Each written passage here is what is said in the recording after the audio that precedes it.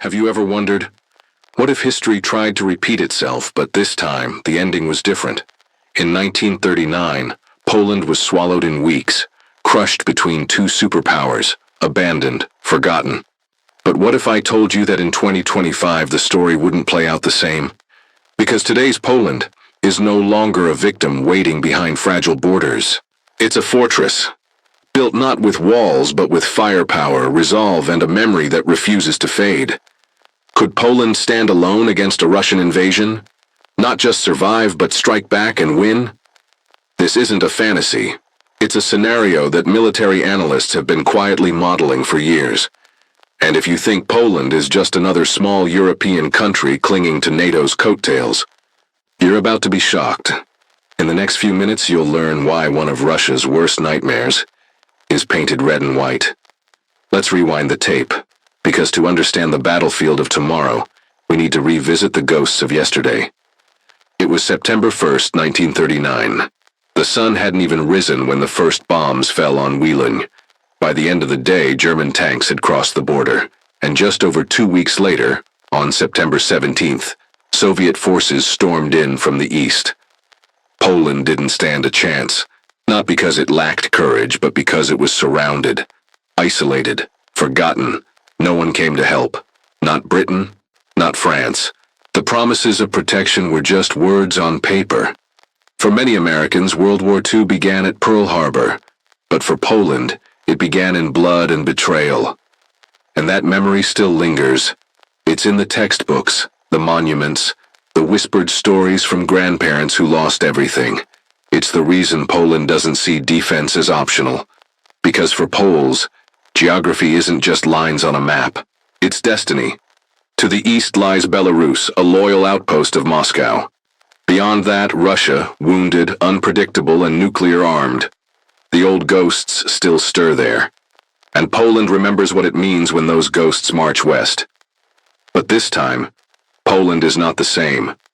There was a time, not long ago, when the Russian military inspired fear across the globe.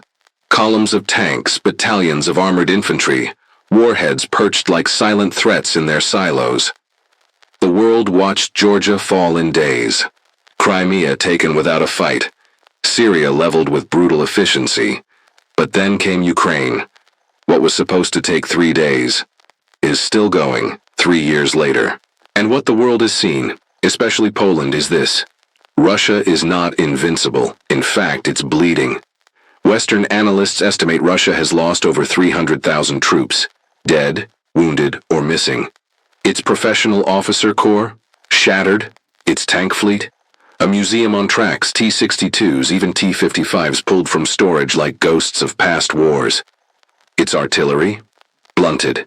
Once the pride of Russia's military, now degraded by counter-battery fire and ammo shortages. And its recruits? Barely trained, often older. Some pulled from prisons. These aren't hardened soldiers, they're placeholders in worn-out uniforms. Even Russia's vaunted Air Force, once expected to dominate, now avoids the front lines, fearing Ukrainian air defenses and Western missiles. This isn't the Red Army. This is a Frankenstein force, stitched together with desperation and duct tape. Yes, Russia still has numbers. Yes, it still has factories and nuclear weapons. But what Ukraine has proven is that courage, preparation, and modern tactics can shatter Soviet-style warfare. And Poland has been watching, carefully. Every Russian failure has become a Polish lesson. So, the next time Russian tanks roll west, they won't meet a naive or underprepared neighbor. They'll meet a student who learned from every mistake Russia made in Ukraine and turned those lessons into lethal readiness. After 1989, as communism crumbled and the Warsaw Pact dissolved, Poland faced a terrifying truth. No one was going to defend them, unless they could first defend themselves. So they started building, slowly, quietly. And then in 2014, when Russia took Crimea without firing a shot, Poland hit the accelerator. They didn't wait for the next invasion. They prepared for it. Today, Poland spends nearly 4.7% of its GDP on defense, the highest in NATO. But this isn't reckless spending. It's strategic, surgical, focused. They bought what matters. M1A2 Abrams tanks from the US, K2 Black Panthers from South Korea, Leopard 2s, upgraded from Germany. All of them ready to roll, not as symbols but as shock absorbers for the next war. Supporting them are Polish-built Rosomak infantry vehicles, Crab howitzers, and K9 Thunders. This isn't a museum of military hardware. It's a hammer, forged for the Eastern Front. But armor alone doesn't win wars. So Poland layered its defense. In the skies, F-16s today, F-35s tomorrow, flying alongside South Korean FA-50s. In the air defense grid, Patriot systems, CAM interceptors, indigenous radar webs, all integrated, rehearsed, and lethal. On the ground, a 40,000-strong territorial defense force trained to ambush, sabotage, and bleed invaders before the main army even arrives. And perhaps most impressive of all, Poland trains for war like it could start tomorrow. Live fire drills, joint operations with NATO, emergency mobilization exercises. This isn't a country gambling on diplomacy. It's a country that remembers what happened the last time it trusted paper promises. Poland is not waiting for Article 5 to be triggered. It's preparing to hold the line until NATO arrives, and to make any invader pay in blood until they do. You can buy tanks, you can train pilots, you can build radars, bunkers, and missile shields, but the heart of a military is still the soldier, and Poland has spent decades forging some of NATO's toughest. It starts with history, and not just the distant kind. Every Polish family has a story of resistance, against Nazis, against Soviets, of uprisings crushed but never erased, of grandfathers who fought underground, of mothers who smuggled messages and weapons. For Americans over 50, this echoes our own greatest generation. The grit, the pride, the unshakable will to hold the line. Poles carry that legacy like armor. And it's not just memory, it's policy. Poland doesn't rely solely on career soldiers. They've built a territorial defense force, 40,000 strong, made of teachers, mechanics, shop owners, ordinary people with military training and extraordinary motivation. These aren't weekend warriors. They train regularly. They know their terrain. They're embedded in every community, ready to strike, sabotage, and slow an invasion from hour one. Then there's the voluntary military service program, drawing in a new generation of young Poles who see defense not as a job, but a duty. And in the regular army, Polish troops are known across NATO for discipline, toughness, and cohesion. They don't expect comfort. They expect a fight. In joint drills, they outperform many wealthier militaries. Why? Because for Poland, war isn't theory, it's memory, and possibly future. So while Russia may boast more men on paper, Poland's warriors are something Moscow cannot mass-produce, motivated, trained, and united by a single crystal-clear goal. This time, no one burns Warsaw. Picture this. It's 4 a.m. Somewhere near the Belarusian border, silence breaks. A swarm of missiles and drones streaks westward, blinding radars, jamming signals, trying to paralyze Poland before the first soldier even crosses the line. Within minutes, explosions ripple through the forests, and then the tanks come. Russian armor pours across the Bug River in thick columns. T-80s, T-72s, a handful of newer T-90s, all flanked by armored transports and mobile artillery. It looks like a storm, but what Russia sees as momentum, Poland has already prepared for, because this scenario isn't new. It's been rehearsed, simulated, war-gamed. Within minutes, Patriot batteries roar to life. F-16s scramble from hardened shelters. FA-50 light fighters flank them, ready to chase down slow-moving drones. Meanwhile, air raid sirens cry across eastern towns. But the people aren't panicking. They've drilled for this. And behind the front lines, the Eastern Shield awakens. Stretching over 700 kilometers, Poland OS new defensive belt funnels Russian forces into kill zones. Tight corridors where artillery has pre-registered every inch. As the first Russian convoy approaches a narrow pass, the ground shakes. Crab howitzers open fire. HIMARS units strike from deep in the rear. And in the tree line, a local territorial defense unit triggers an ambush. Molotov cocktails, anti-tank rockets, Sniper fire. It's not chaos, it's choreography. And as Russian spearheads stall, Poland's heavy armor begins to move. Abrams tanks roar forward, not to defend but to counterattack. They don't hold ground, they break it. They swing wide, targeting Russian flanks. In coordinated strikes, they trap units between overlapping arcs of fire. The Russian advance becomes a retreat.